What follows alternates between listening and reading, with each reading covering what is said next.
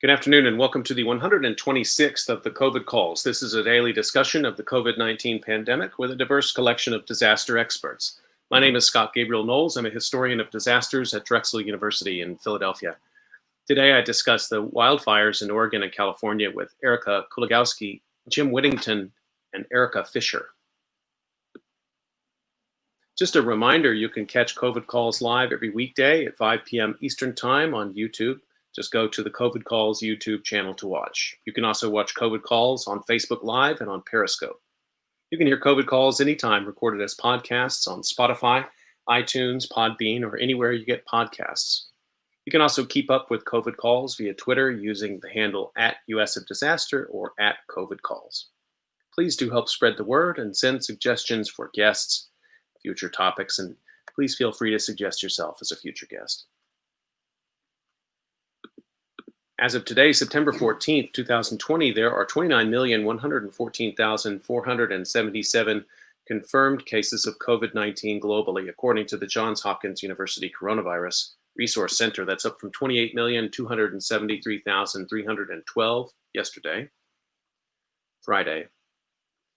6,531,437 of those are in the United States, and that's up from 6,430,860 reported Friday. There are now a total of 194,238 deaths from COVID-19 reported in the United States. That's up from 192,616 reported on Friday.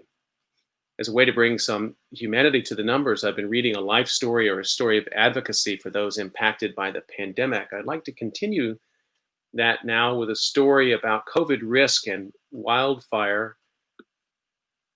Headline: Smoke from wildfires can worsen COVID-19 risk, putting firefighters in even more danger. This appeared in The Conversation on September 11 by Luke Montrose. Two forces of nature are colliding in the western United States, and wildland firefighters are caught in the middle.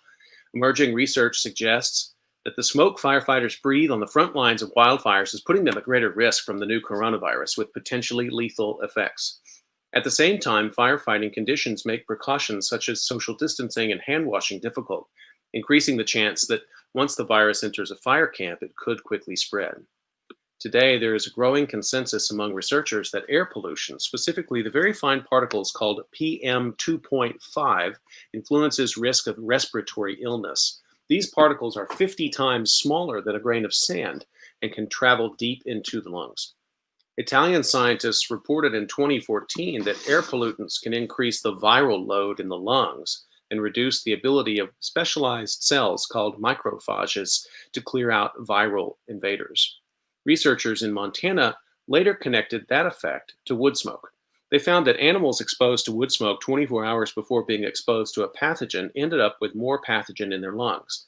The wood smoke exposure decreased the macrophages' ability to combat respiratory infection. Coronavirus research now suggests that long-term exposure to PM2.5 air pollution produced by sources including wildfires, power plants, and vehicles may make the virus particularly deadly. Scientists at Harvard's T.H. Chan School of Public Health looked at county-level data nationwide this spring and found that even a small increase in the amount of PM2.5 from one U.S. county to the next was associated with a large increase in the death rate from COVID-19.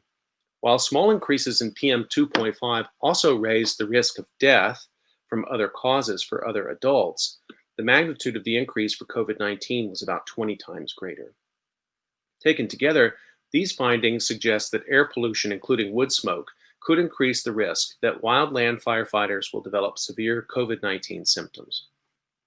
Doctors have also found lingering heart and lung damage in some COVID-19 patients, raising additional concerns for people in physically demanding jobs like firefighting. The risk of the virus spreading probably doesn't surprise seasoned firefighters. They're already familiar with what's called Camp Crud, a combined upper and lower respiratory illness accompanied by cough and fatigue that has become common in firefighting camps. The illness seems to ramp up at the end of the season, which is in line with the idea that repeated exposure to smoke may suppress the immune system and make the body more vulnerable to infection. Further evidence that wildfire smoke may impact the risk of viral infections can be found in an influenza study that looked at 10 years of air pollution data in Montana. The results indicate that wildfire smoke exposure influences flu rates months later. So, what can be done to avoid the spread of COVID-19 among wildland firefighters? Guidance released in May from the National Interagency Fire Center, which coordinates wildland firefighting resources in Western states, acknowledges that wildfire smoke may lead to an increased susceptibility to COVID-19 infection, worsen the severity of the infection, and pose a risk to those who are recovering from serious COVID-19 infection. The National Wildfire Coordinating Group encourages fire teams to make sure personal protective equipment is available and to maintain records of symptoms so illnesses can be tracked and the virus contained. Its guidance also calls for camps to be outfitted for better hygiene, such as adding hand washing stations and mobile shower units, as well as providing access to medical care, making isolation possible, and coordinating cross-agency communication about the public health risks. Single-person tents would also allow for more effective social distancing. All of that is harder to carry out during quickly changing fire conditions. Fire camps may include hundreds of personnel. One administrative control being implemented is to create firefighter pods, or small groups that work, eat, and bunk together away from other similar pods. This limits opportunities for spreading the virus and makes containment easier if a positive case is identified. Camp personnel can also help stop the spread by having coronavirus test kits on hand and following protocols for pre-screening, quarantining, and removing infected firefighters from the field.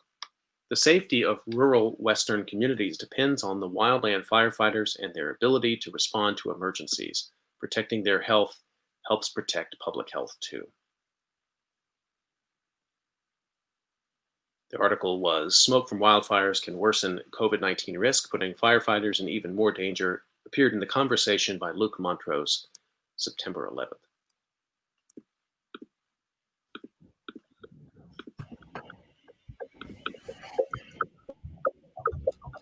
Okay. Now let's turn to our conversation today. I'm really excited to introduce our speakers, and I want to thank them in advance for responding to a last-minute call to appear on COVID Calls. This is a podcast about a disaster, so we're constantly keeping up with a disaster, and then other disasters emerge in the midst of the disaster. So I really appreciate their time today. Erica Fisher, PhD, PE, is an assistant professor of civil and construction engineering at Oregon State University. Her research interests revolve around innovative approaches to improve the resilience and robustness of structural systems affected by natural and man-made hazards. She has led a team of multidisciplinary scientists in post-wildfire reconnaissance in Paradise, California. Dr. Fisher sits on the board of directors of the Earthquake Engineering Research Institute and is an active member of the American Society of Civil Engineers Fire Protection Committee. Dr. Erica Kuligowski is a sociologist and fire protection engineer from 2002 to 2020. Dr. Kuligowski worked as a group leader and a research social scientist and engineer in the engineering laboratory at the United States National Institute of Standards and Technology, NIST. Dr. Kuligowski has expertise in decision-making and response behavior under imminent threat, emergency communications, and evacuation modeling. In October of this year, she will move to Melbourne, Australia, and join the engineering school at RMIT University as a Vice Chancellor's Senior Research Fellow studying evacuation and bushfires. And my third guest, return guest to COVID Calls, Jim Whittington, is a public information officer for over 20 years and now a consultant with Incident Services, has responded to over 90 large and complex wildfires. He's been the spokesperson for incidents of national and international interest, including the Cerro Grande, Rodeo, Chedesky, Wallow, and Yarnell Hill fires. He has also worked with media as part of the Granite Mountain Hotshots Memorial Service team and led the PIO function for the Iron 44 Memorial Service. Whittington is a qualified lead instructor for a number of FEMA and National Wildfire Coordinating Group classes. He has worked for the National Archives, Records Administration, the Environmental Protection Agency, United States Forest Service, the National Park Service, and the Bureau of Land Management. Oh, Erica Fisher, Erica Kuligowski, and Jim Whittington, thank you so much for making time to come on COVID Calls today. Thank you for having me. Thank you. Thanks. So let's start the way we usually do, just like to find out where you're calling in from, and maybe you can give us the dual update, if you would, what's happening with the pandemic there, and also what's happening with fires. Erica Kuligowski, can I start with you, please? Yes, thank you. Thanks for having me here, Scott. I'm excited to be among the guests and to talk about this important issue. So I'm in Maryland, actually, so I won't have much to say about the fires out west. We do have wildfires, though, certainly not anywhere near the extent of what we're talking about today. But as an update on our COVID cases, did you want me to talk about that too? Okay. So in Maryland, we're fluctuating between 400 and 800 new cases reported since the previous day. We have 117,000 total cases with deaths around 3,800 and a positivity rate of 3.5%. So I'm actually in Montgomery County, which is a more densely populated county than the others. So within Maryland, most of the state is under a loosened kind of phase 3 restriction, whereas in Montgomery County, we're still under phase 2. They've just reopened playgrounds a couple months ago, pools, gyms with restrictions. Most of our retail, it's very restricted capacity. Same for houses of worship and restaurants, mostly outdoors. So for the most part, we're still on some pretty kind of high restrictions as far as COVID in relation to the rest of the state. Well, thank you, Erica, and you're holding down the Chesapeake in this call for us. But I'm interested because your last almost 20 years in your career, you were at NIST, which I tend to think of as a place where they did a lot of the post World Trade Center collapse modeling studies. It's a place where they really push the limits in terms of fire and structure modeling. And yet you've also kept up with wildland fire. How have you been able to do that from Maryland? Great question. So we have a team, and I led that team for a few years, that studies a lot of the physical science aspects of wildfire. And a few of them perform case studies, often led by Alex Marangidis, of fires that occur in the West. And so they have done case studies of fires in California, Colorado, and Texas. And that involves just a lot of back and forth with being on the ground right after the fires, several weeks, up to 6 weeks on the ground there in California, at least for this most recent fire, studying the Paradise. The Camp Fire. And so it really is a great relationship that NIST has with the officials out in California, Colorado, Texas, and other states that have wildfires, and that when something happens, we're actually called, and then we make decisions on whether or not we're going to go for an initial reconnaissance. And then after that, we make a decision if we're going to do a full-scale investigation of that. And we work very closely with the officials on the ground there. But thank you for that, because I think a lot of the people who listen to COVID calls are really interested in disaster investigations. And it's always, in the United States, we don't have one central body that does that. It's spread across many different agencies at different levels in the government. That's not the National Construction Safety Team that you're talking about that enables that. It's a separate body within NIST, a field team. Yeah, so it is the National Construction Safety Team, and we have done, I'm saying we, I was there for 18 years, I'm not anymore, but under that NCST, they performed 3 investigations, the World Trade Center, the Rhode Island nightclub, and the Joplin tornado, and they're in the process of studying Hurricane Maria. We also have, under the Fire Act and other acts, we have the ability to still do these investigations, just not under NCST. So a lot of those case studies that have happened in the fire groups, they have done that outside of NCST, but still very thorough investigation that leads to recommendations and the like. Okay. We need a whole bunch of great dissertations about the NCST and all that work that you all been doing. Thanks Agreed. for that. Thanks for that. Jim, let me turn to you. Again, where are you calling from? What's the fire situation there today? And what's the pandemic situation? So I'm calling from Medford, Oregon, and our fire situation was pretty dire last week. We had a fire start in the urban interface between the town of Ashland and Medford, and it ran pretty hard and destroyed large pieces of the towns of Talent and Phoenix, Oregon.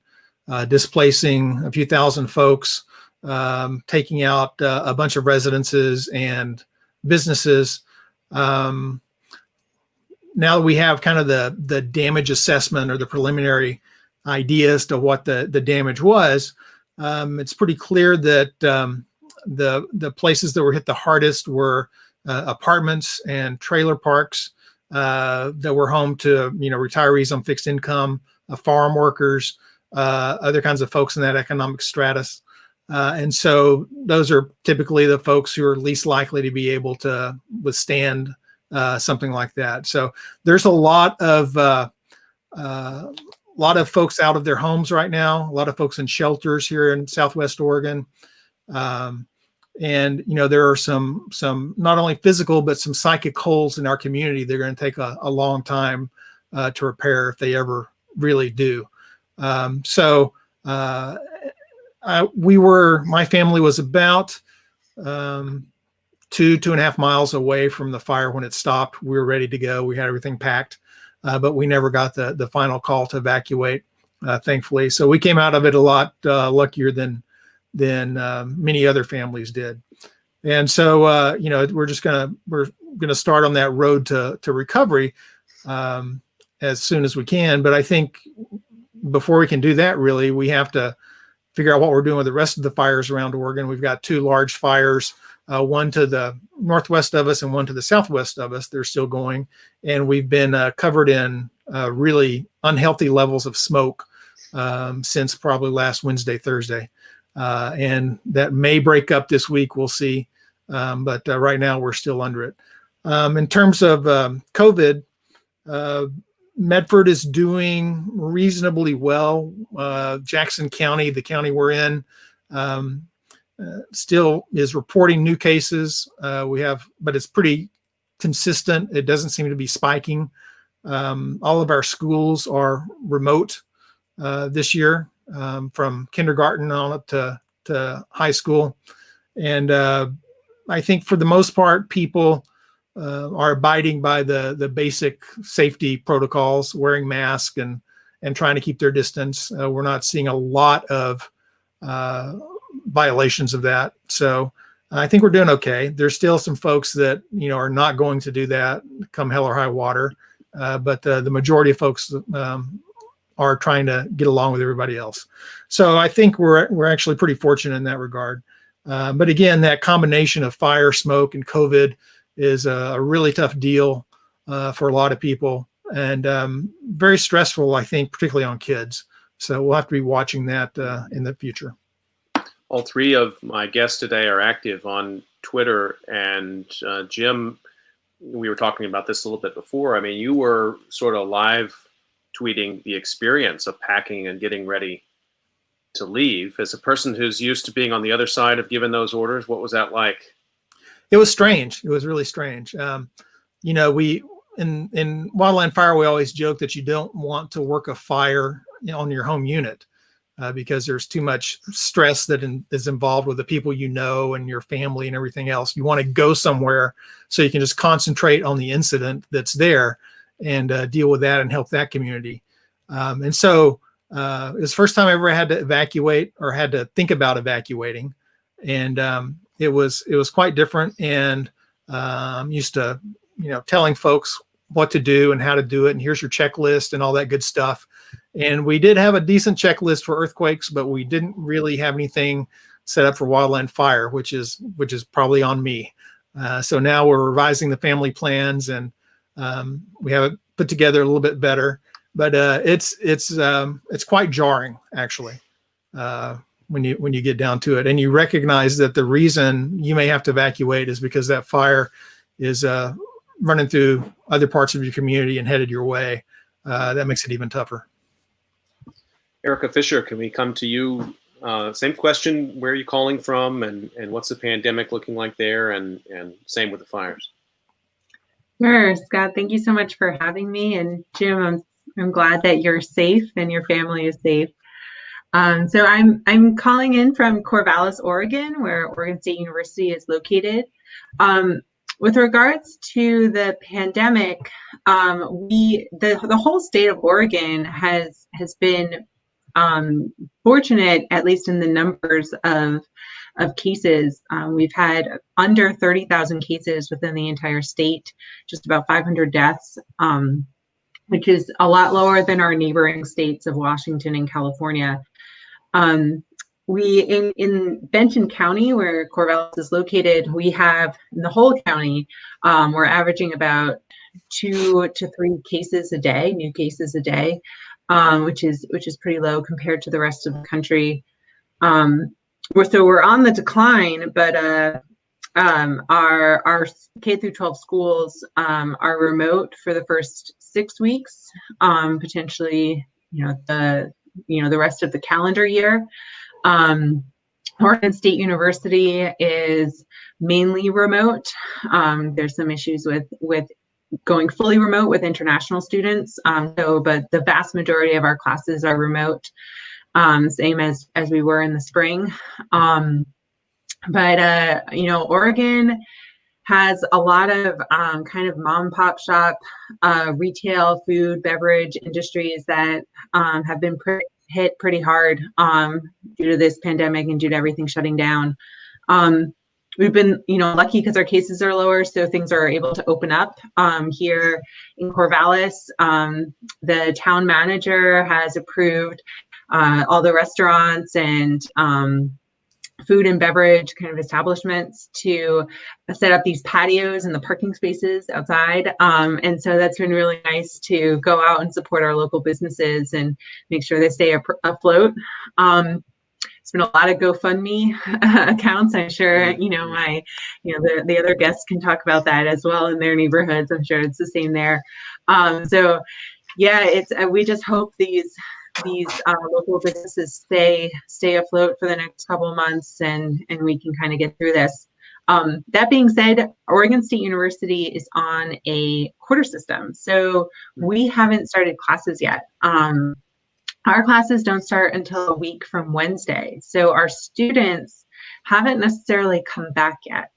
So if you've seen any of the reporting on college towns and colleges and college campuses with COVID cases, I think these fires and the return of our students could potentially create kind of a perfect storm situation for COVID spreading. And I know you have questions later on, kind of touching upon that. As it pertains to the fire, we haven't been directly impacted. We are not under any evacuation warning here in Corvallis, but we've had our air quality indices above 300 for at least the last 6 days. Depends on where you get the reports from, like local news versus what Oregon State University is reporting. It kind of varies widely. But we've all been kind of on lockdown for the last 6 days, and Corvallis is offering up shelter in one of our middle schools. Obviously, since our schools are remote, our school gyms are wide open. So they've kind of set up cots every 6 feet and tried to provide space. A lot of our local restaurants and food shelters are coming together to hand out food to those who have had to evacuate. So, we have a lot of smoke here, but I'm glad that Corvallis can act as a safe haven for those who need to evacuate. Erica, let me stay with you and bring Jim in as well, since you're both out there. Can you tell us a little bit about these fires? And you can assume people like myself who have a great interest and a relatively limited understanding about how you will think about wildland fire as different in the kind of ecosystems you're talking about there versus Arizona or Colorado or other places. What set these fires apart? How did they start? Can you give us just a little bit of that basic context to get us going, Erica? Let me start with you on that. So it depends on what fire you're talking about. So, not all of these fires started the same way. Some of these fires I think everyone now knows there was like the gender reveal smoke bomb that went off in California. You have humans starting these fires. You have lightning starting these fires, and it's honestly, it's not that much different from what normally starts these fires. Normally, there's just a mixture across the board of how these fires get started. We had a particularly exceptionally dry winter and spring. And we had a pretty mild fire season, June, July, August. And I was on a number of calls with fire researchers in the Cascadia region, and they talked about this like nonstop since April and March, that we're going to have a really bad fire season. It's going to be the worst we've ever seen, and the smoke is going to be horrible, and it's going to be really bad because we're in the middle of this pandemic that's targeting lungs. So I think that we just have these weather conditions. We had a huge streak of hot weather here in Oregon, at least in Benton County. Most homes, we don't have air conditioning in the Pacific Northwest. We don't get hot weather. It is a very temperate environment. There might be 1 week where we have 80-degree weather, or might dip into the 90s a little bit. Everyone complains for a few days, and then it goes back into the 70s, and we're over it. But we had multiple weeks of 90-degree weather, upwards over 100 degrees, which is unheard of for Oregon. And everyone is at home. No one's traveling. So summer is a big travel time. So you just kind of compound all these issues together. I'll let Jim kind of chime in. But one thing that's abnormal for Oregon is that our fires don't normally encroach this much on our communities. The fires occur pretty much in the wildland. They might, we had the Eagle Creek fire. It started encroaching on Portland and Portland's water supply, and that just, that was, the most recent one that was, kind of getting close. But for the most part, they stay pretty much in the wildland. And these fires are taking out communities. You heard Jim's story, so. I think these are kind of the bigger issues that we're dealing with right now on the West Coast and Western United States. Jim, can I bring you in on that? How are these fires behaving in ways that you've seen before? Something new here? Yeah, let me talk about cause a little bit. Erica mentioned, the different kinds of ignitions we get. What made this fire year different is that for the second year in a row, the weather patterns didn't set up like you would expect them to. Last year, we had a big loopy jet stream, which kept the lower 48 kind of cool and kind of wet, and brought a lot of fire to Canada and Alaska. And this year, the weather pattern that usually brings fire to Alaska in the spring hung out over Siberia and brought them a heck of a lot of fire. And then in the Southwest, where we usually have a monsoonal flow of moisture in from the Pacific, that never really materialized. And we never had the high pressure system setting up over the Four Corners, which is a typical feature of our Western summers. And because of that, here in the Northwest and Northern California, we had conditions that were ripe for fire, but we never got the ignitions that the lightning bust that would spin up from the Southwest around that high pressure system in the Four Corners would come up with enough energy to drop lightning, but not much rain. And so we typically get 2 or 3 of those pulses of lightning a year. We didn't have any through the 1st of September because of the situation in the Southwest. And we're starting to feel pretty good about things because we're like, okay, we've got constant fire, but we haven't had that ignition event or that weather event that really pushes us over the edge and really kind of taxes our resources to the extreme. But again, it was constant. We did have some fires on the ground. We did have a little bit of lightning, and then Northern California got their lightning bust. And then we had this east wind event that came through the Sierras and came through the Cascades from the Great Basin, dry, warm air flowing through the gaps in the mountains, flowing downhill. And it took the established fires and any new fires that got started last Monday, Tuesday. It took them and really blew them up, and had incredible growth on some of these fires because of that. And that's because the conditions were there and ready for large fire growth. They were just, looking for a factor, and in this case, it was wind. And I think one of the big things that we have to think about is, it's not unheard of for there to be big fires on the west side of the Cascades or even in the coastal range. But what we're seeing is conditions lining up more and more often to where that is possibly or is the case. And so we're having to start thinking about, okay, now the west side of the Cascades are online, and we have to plan for that every year. And maybe it doesn't go off, but there's a decent chance it will. And we've kind of been flirting with that, I think, over the last decade or so, with getting some larger and larger fires, more frequent on the west side of the Cascades, particularly in Southwest Oregon, where it's not nearly as wet as it is up in Eugene, Corvallis, Portland area.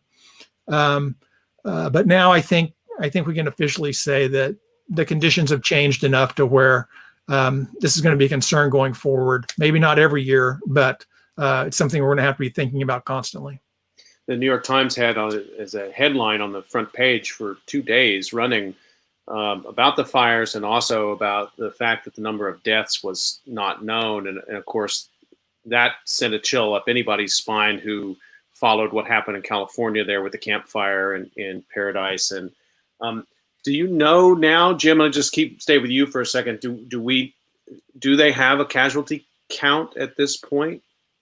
So the last I read, it was in the 20s, but I think there's still some search activities going on, and there's still some missing persons who haven't been accounted for. It's tough. It's tough when you have high wind pushing fires quickly through communities. You just don't have a lot of time to figure things out. And so those are the situations that are the big watch out situations where you can possibly get people lost in the mess and not get folks out in time. Erica Kuligowski, let me come to you. There's a couple things here, just what Erica Fisher and Jim were describing, changing climatic conditions, also just important weather conditions for this particular year, ignitions, and then also the sort of rapid intensification of a fire. It's making me think, last year I had the chance to do some research in Portugal, actually, and they've been having these mega fires in central Portugal. And central Portugal is not unknown to have fires. What was unknown was the rapidity of the growth. These are eucalyptus fires. And as it's getting hotter in continental Europe, these fires are surprised. So you take people who have a certain familiarity with fire behavior, but then you sort of change the speed and the intensity with which they occur. Now, and that's led to some mass casualty situations there in Portugal.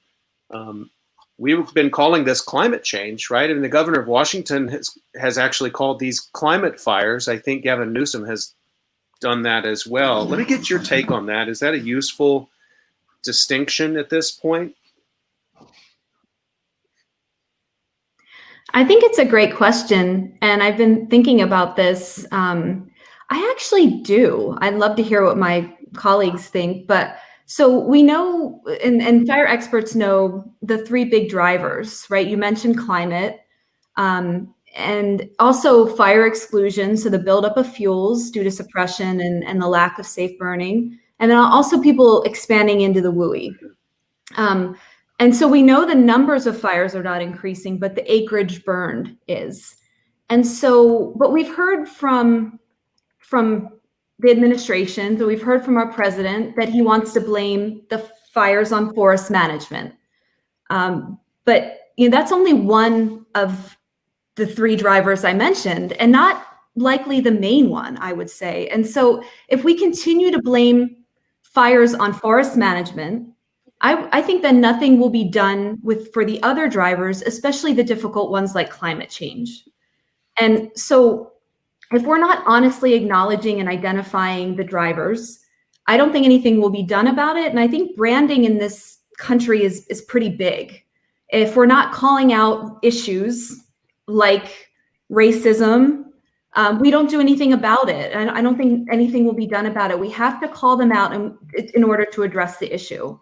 And I fear also related to this that we keep calling these events unprecedented. And so I looked the definition up. I want to get it right. Never before known or experienced. And so taking this literally, we know that they're getting worse, right? We know that they're going to keep happening. I don't think it helps to continue to call them unprecedented. I think, yes, we may not have experienced them before, but we know now that they're going to keep happening. We know that they're getting worse. We can't say now that we didn't know. So I kind of, it's a bit of a cop-out, if you will. I mean, if we only look back, then yes, every year they'll be unprecedented. But if we look forward at these climate fires, right? If we look forward and we're thinking about what actually is going to happen, we'll be able to plan for them. And so not what they look like now, but what they look like in the future. And so, coming back to your question, I think branding them as climate fires will actually potentially help us to think about, yes, these are related to climate change. These are going to get worse. What are they going to look like in the future so we can start planning for them now?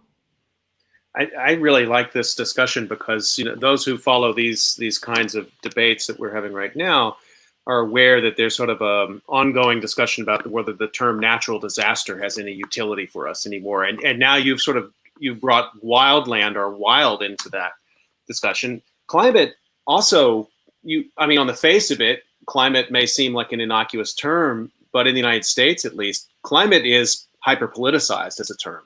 So whereas wildland might be doesn't inspire people necessarily to think about politics. I think this is part of what the discussion is about. When you use that term climate fire, I don't think you have to explain to most people that invokes a whole range of discussions around what's been happening in the United States around climate policy. Erica Fisher, can I get I just want to get a quick round on this from you and then from Jim too. Are you about to start changing all of your terminology now, your lab, your paper? Are you going to adopt climate fire? Are you going to be slower to adopt this terminology, or what?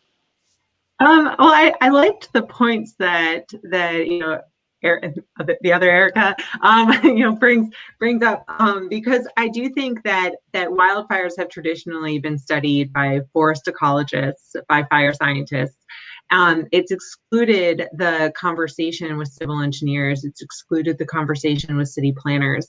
And we're seeing more and more that the fires encroach on our communities and they burn our communities. We saw what happened in Paradise, in Santa Rosa, or Jim just talked about what happened in Medford. And so we're seeing the fires encroach on our civil infrastructure and have an impact on the way our cities actually operate.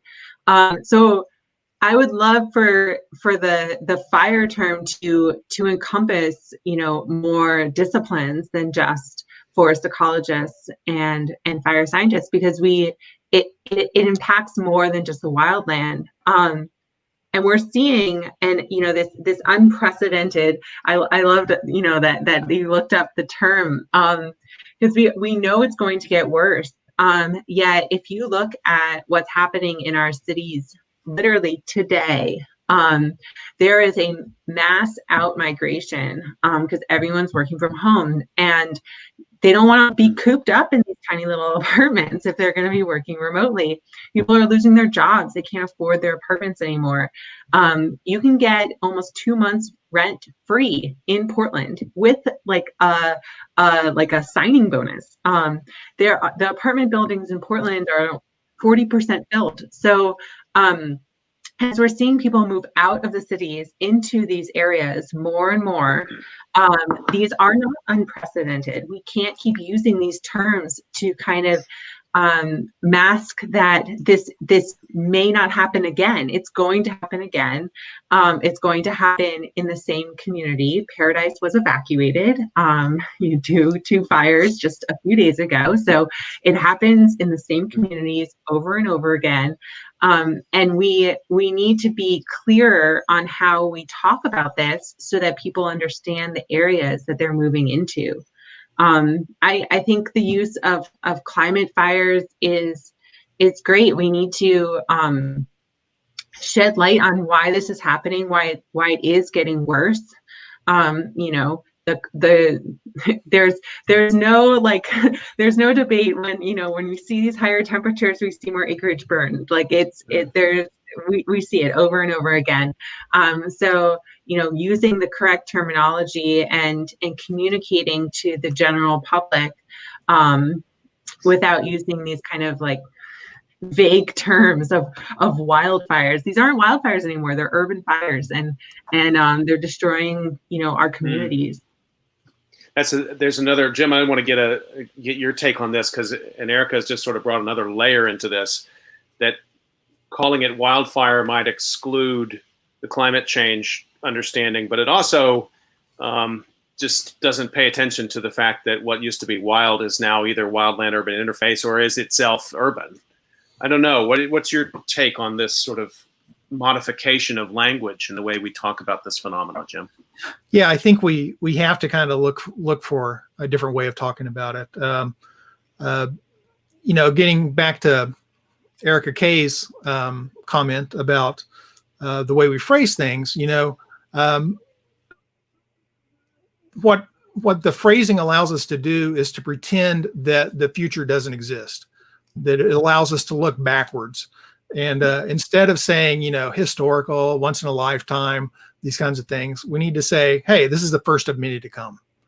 And I think if we start putting it that way, it may get some people's attention. And then on the factors, the three that she mentioned are right on. There's also some secondary and tertiary factors like policy, hiring practices, budgets, all those kinds of things that go into the wildland fire environment and how we interact with it. And so all of those things considered, it's pretty clear that climate change is the most powerful driver right now, and it's only going to get more powerful as we go forward. And so again, we're not looking at the future, we're looking at the past. And I'm pretty sure that there are going to be a number of investigations that come out of this fire year, from California to Oregon to Washington. And inevitably that ritual of investigation will be looking backwards. What happened? What can we do to keep that from happening, rather than looking forward and saying, hey, let's figure out what's coming and let's figure out how we're going to deal with it. So we're not having to repeat this cycle over and over again in the future. So it's a tough deal. It takes a lot of psychic and emotional adjustment, I think. There are a lot of people in wildland fire who intellectually recognize all this, but still find it difficult to take the next leap of, okay, what do we do about it? Okay, let's start planning for it, because it's difficult, it's hard, and it's outside of our comfort zone, frankly. I want to remind people that you're listening to COVID Calls, and today we're talking about wildfires in the American West and COVID-19 with Erica Kuligowski, Erica Fisher, and Jim Whittington. Erica Kuligowski, let's talk a little bit about the evacuation situation here. This is something that people have been writing essays about as early as, I think, May is maybe the first one I saw, worrying about hurricane season and worrying about fire season, although I'm not sure fire season is a term that is as useful as it used to be either, but still, this problem of the compound disaster. So you've got COVID-19, people are already sheltered in a sense. If they're at home, they're not moving in ways that they're accustomed to. You have to layer that in with the fire. Can you talk to us a little bit about what you're seeing with evacuations, how they've proceeded, problem areas, new things you're seeing? Sure, thank you. So what I've been seeing, I kind of want to hone in on late evacuations if I can. So I think if my numbers are correct, and I apologize if they're wrong, that I saw today 35 deaths. I think 24 in California, maybe 10 in Oregon, but Jim and Erica, correct me if I'm wrong, and then 1 in Washington State, I believe.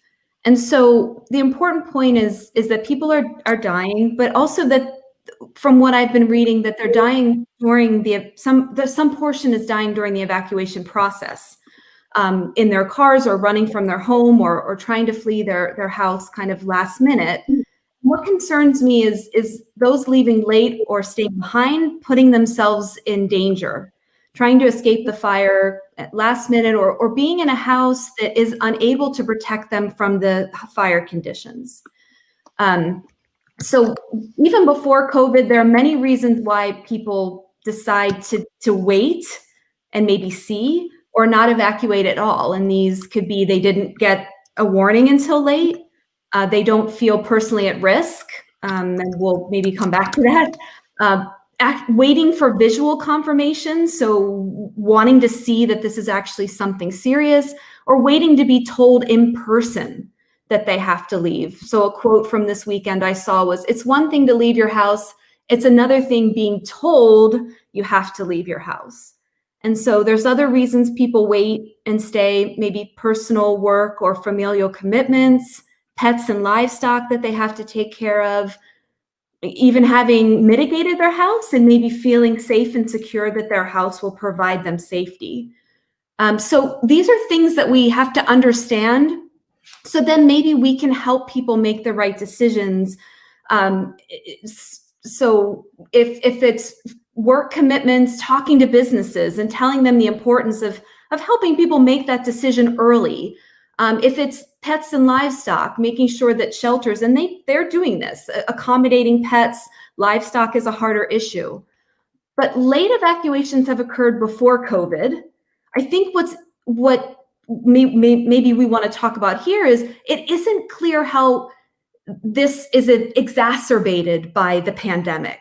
And so there's research ongoing at Berkeley to study public response to wildfires and hurricanes during the pandemic. There's also the Converge Center at the University of Colorado, where they're funding a significant amount of COVID research, because I think it's important for decision makers to understand how COVID is affecting people's decisions to evacuate.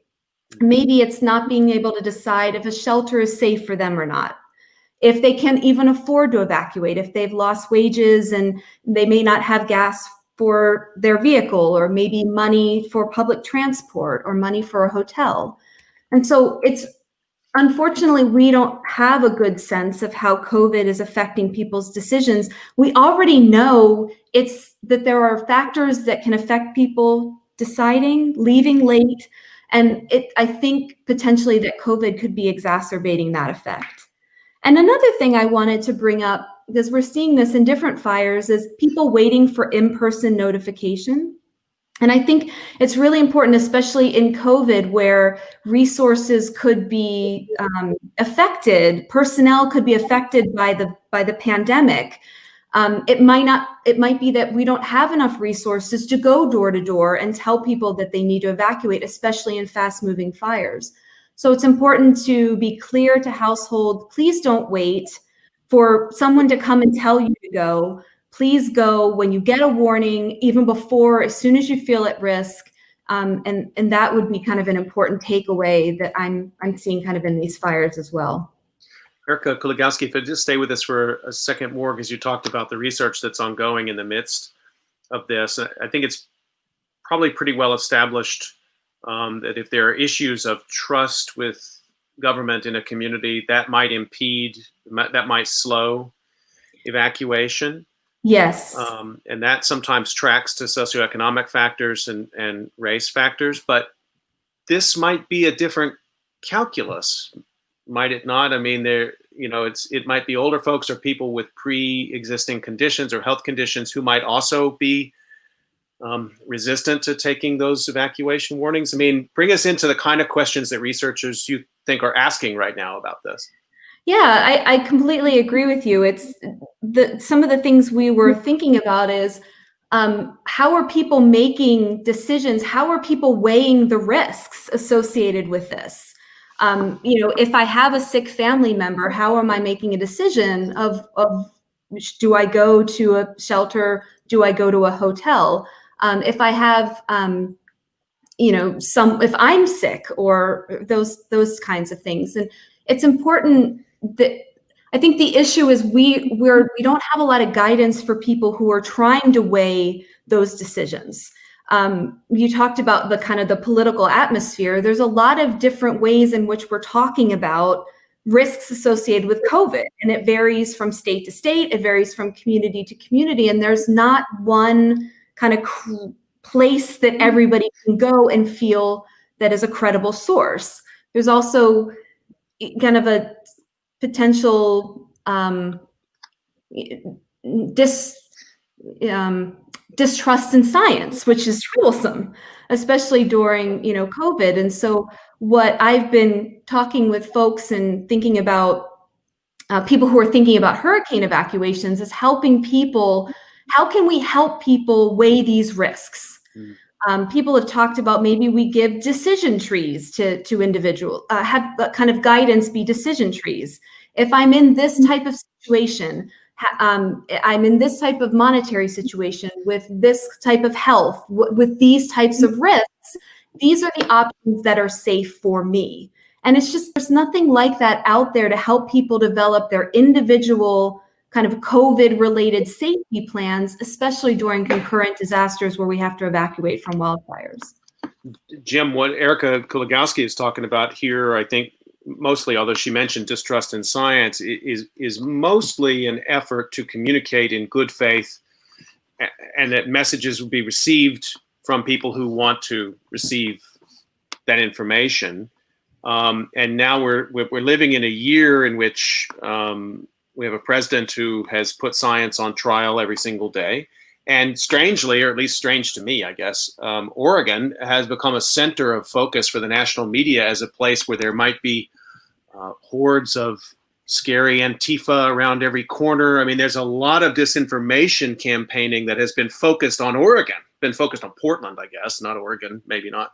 And there were some pretty quick conspiracy theories that were up about evacuation and physical harm that people might be under. I don't know. How much of an impact is that having on people's evacuation decision making, do you think?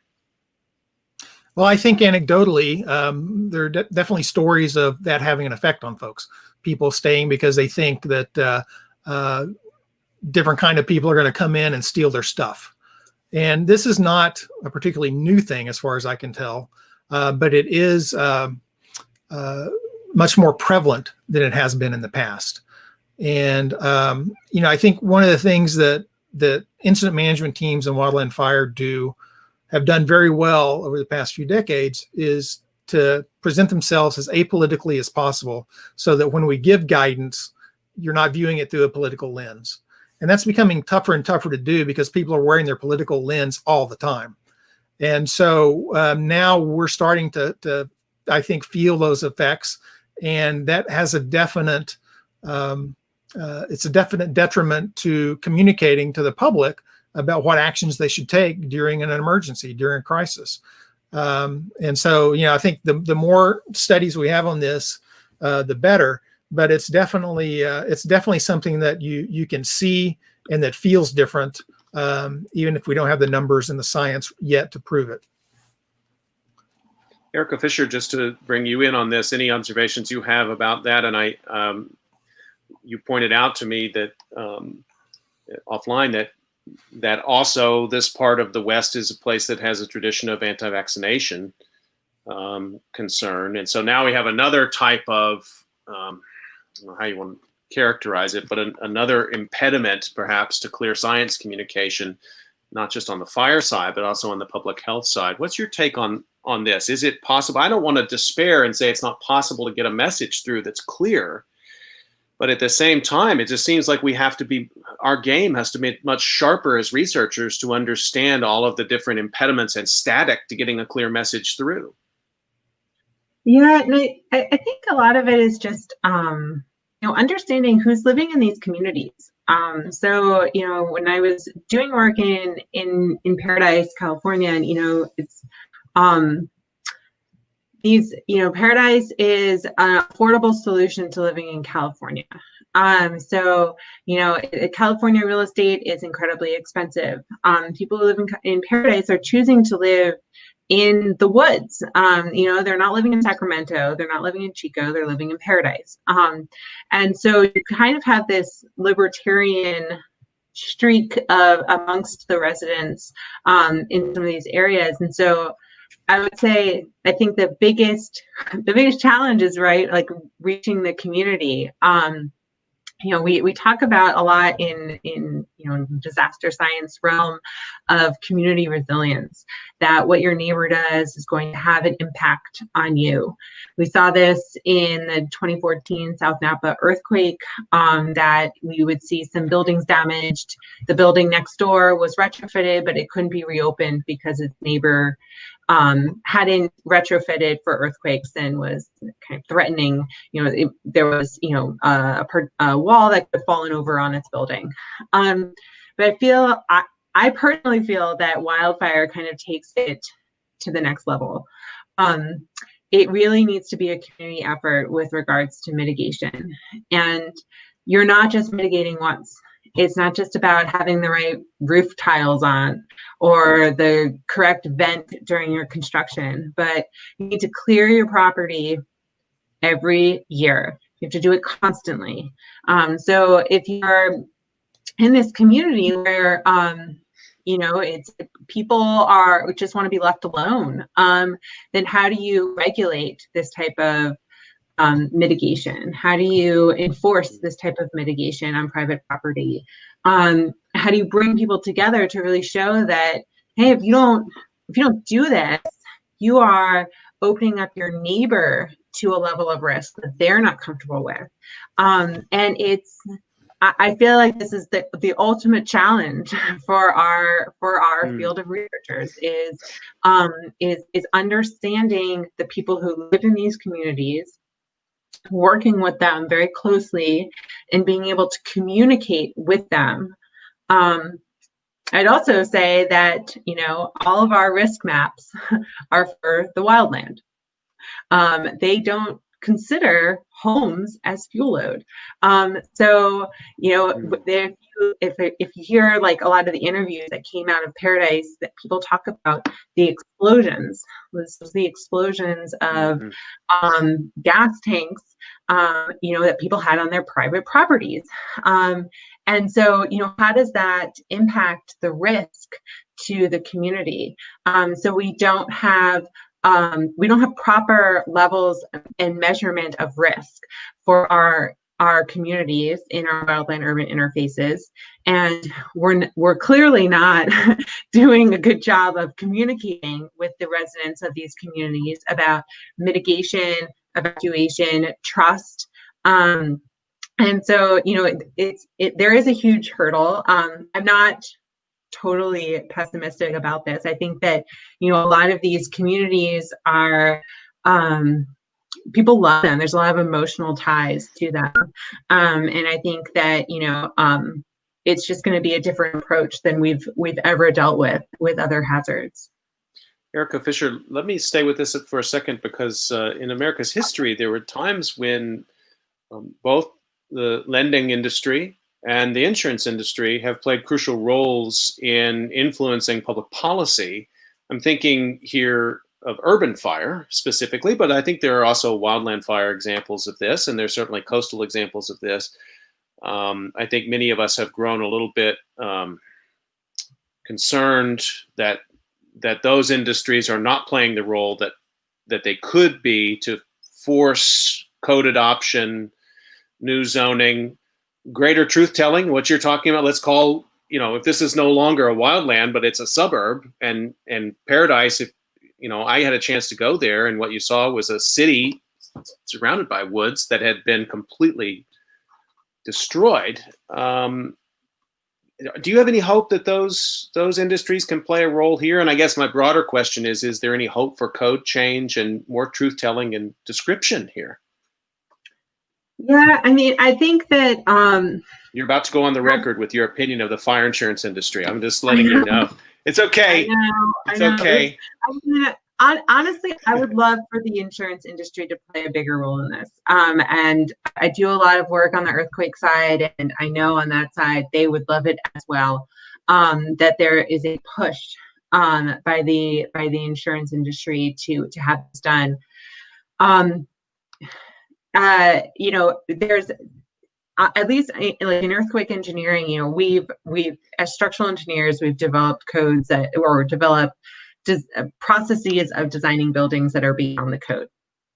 Hardly any building owner takes us up on it. All right. So there needs to be a financial incentive in order to do this, or there needs to be a law. And that's really the only way it's going to happen. We've been kind of screaming from the rooftops that, unreinforced masonry buildings are horrible in earthquakes. That non-ductile concrete buildings and soft-story buildings are horrible in earthquakes. It took ordinances in Northern California and Southern California to make building owners actually retrofit their buildings. So it has to be a law, or it needs to be there needs to be a short-term financial incentive.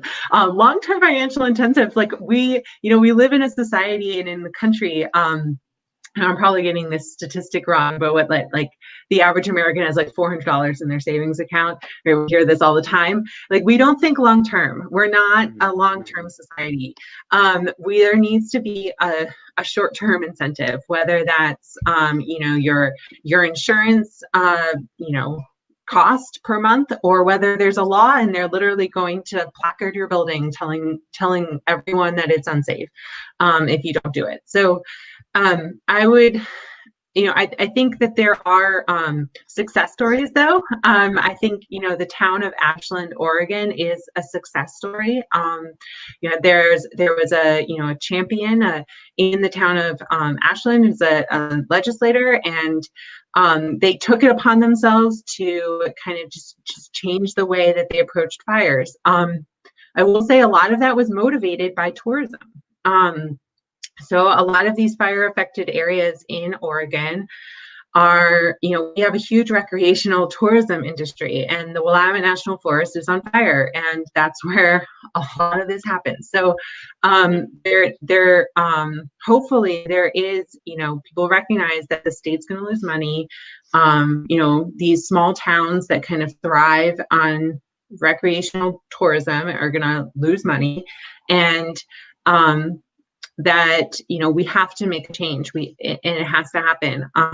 But there are success stories out there. I don't want to seem all doom and gloom, but I am hopeful. Jim, let me bring you in on this. I mean, Erica's laying out there some real interesting possibilities for structural change here. I think many of us are a little suspicious that a single event can drive a policy revolution, but Erica's shown some examples, maybe some piecemeal kinds of things. This Ashland case sounds very interesting. What are your thoughts on this, Jim?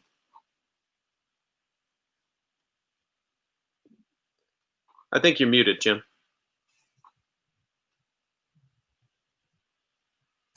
Sorry about that. I do think it is possible for single events to drive change. I mean, we saw it with a lot of forest policy and law after the big blow up of 1910.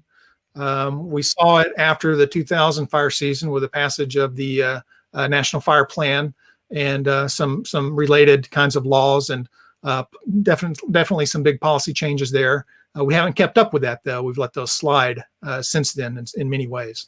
But it's I think it's going to have to come from the bottom up this time. It can't just be folks in DC sitting around reacting to what's going on. It has to be people who are saying, hey, there's a change that's going on out here. We need to figure out how we're going to react to it. We need to figure out how to better prepare for the ramifications that are coming. So let's get something done. And I think we're getting close to that in some areas of the country. Some areas probably not. But let me talk about a little bit about what Erica said about kind of that community dynamic. And that also affects recovery too. Based on the fires I've been on where significant losses have occurred, the communities that come together and create support for one another recover much more quickly and better than the communities that are kind of based on this individualistic attitude. It's much easier to talk to politicians and insurance companies and housing contractors if you're a group and you're sharing information with what's going on than it is if you're an individual and you're kind of operating by yourself. You just have more pull and more influence as a group. And I think that you'll see that play out over the course of the next couple of years with the fires that are going on right now. Some communities will pull together and recover in a much better fashion than others. And I don't know that we have a lot of study on that. I haven't seen anything about how those kinds of community dynamics affect recovery, but I think it would be interesting just based on my experience. Yeah, I mean, we'll have to be watching all of that stuff going forward. I really appreciate the earthquake stuff too. We're in the Cascadia subduction zone just like you are. And I think fire and earthquake, maybe we should start thinking about those things together instead of separately. On COVID calls, we're only allowed to do 2 disasters at the same time, Jim. So I'm afraid we're going to have to leave. The seismic is going to, I have yet to take on a triple disaster discussion. Well, that's not true. We talked about Fukushima. Oh, well, I guess we can go to, okay, Jim, you're in the good. I correct myself there on that. But, and I'm trying to, I shouldn't, I mean, we're having a lighter moment here, but what we're really talking about is I think, a sea change in the way that people no longer treat these as black swan type of events. And I think it comes back to Erica Kuligoski's earlier point about a real rumination on this point about the unprecedented. And we just have to put that word aside and really look at the data we have in front of us about the world that's unfolding. We're almost up on time, but Erica Kuligoski, you're about to leave the United States and go to Australia. Can you tell us a little bit about things you see in the policymaking apparatus over there around fire that we could be attentive to here in the United States right now? So a lot comes to mind. I'll focus on a few things, and I'm sure I'm missing a lot too. What's really interesting is the way that they, I want to talk about research, and I also want to talk about communication. So first, they've worked very hard on a communication policy nationally, and a guidance on how to standardize systems, especially how to standardize messaging. And so I noticed this for bushfires, especially this last season, 2019 into 20, their messages are quite effective and they follow social science research. So they've done the work, they've pulled it together, it's in their guidance and is now kind of a national way to communicate bushfire evacuation warnings across the country, which is something pretty amazing and not something necessarily that we're doing here in the States. If you go look at how Oregon is communicating evacuation orders to how California is communicating orders, one has a ready, set, go, one uses the warning order. It's different, even from state to state, even also from community to community at times. And then the other thing I want to point out too is their Bushfire Natural Hazards CRC, which is a research center where the government has funded research. They just renewed it for another 10 years. And they have projects from fire detection to structural issues to communication, a bunch of even recovery. And so all of their projects link researchers to practitioners on the ground. You have to have that linkage. And so then their research goes right into practice because of that nice linkage. And it's a place where everyone can go to understand what they're doing for bushfire. And then it has like an actual result and outcomes. And as I was thinking about that, as I'm seeing on Twitter, people talking about, well, we need a fire consortium here in the United States. Who's doing work on wildfires?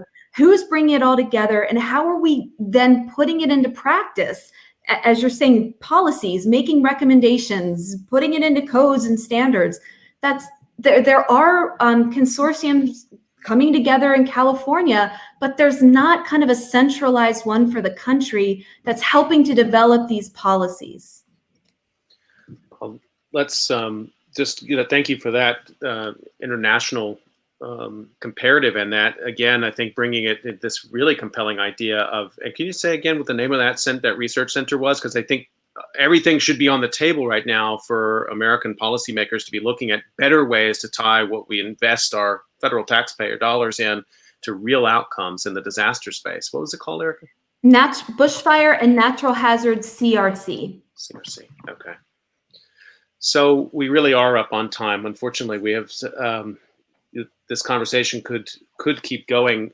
Maybe I can just borrow 30 seconds for a quick hit. Erica Fisher, public infrastructure out there in Oregon, is it under great threat right now? Is there enough money to protect it? Is it in good shape, or is this going to be a bad situation just like we saw in California?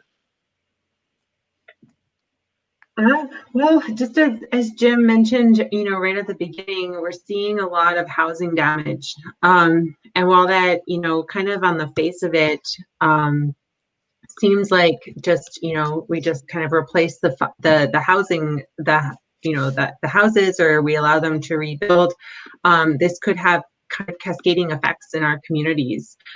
So what we saw in California is that, in areas where we had kind of high density of damaged homes, we saw damage to the water distribution system, the pipelines that connected to the homes themselves. We're seeing, a lot of the water utilities in these areas, and particularly in Salem, are kind of watching out to make sure that their water supply is not contaminated due to the fires. That could be a huge issue if the water supply is contaminated, particularly in a place like Salem, where they would have to invest a lot of money in order to kind of deal with that issue. But then also, so much is linked to housing.